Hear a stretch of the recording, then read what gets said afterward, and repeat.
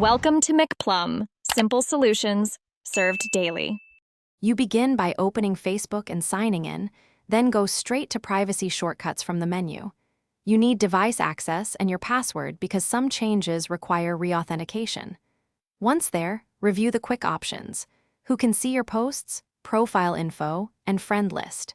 Make the first change to post visibility now so you can see immediate effects. This step ensures you act on the most exposed elements quickly and builds momentum for deeper settings that follow. Next, you control who sees your content by changing the default audience for future posts.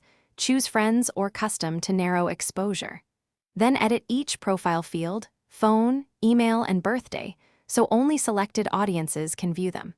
Make sure to turn on timeline review so you can approve tags before they appear. This prevents unwanted photos or posts from showing up. While doing this, test one change and inspect your profile as someone else to confirm settings applied correctly. Finally, you reduce external access by reviewing connected apps and removing anything you no longer use, and limit remaining apps to minimal permissions.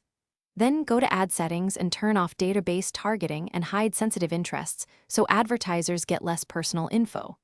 Make a full pass with privacy checkup, review active sessions, and log out of unfamiliar devices to prevent unauthorized access. If a setting doesn't save, clear cache or try another browser. Re-authenticate and repeat the step. Thanks for watching. Stay juicy and subscribe.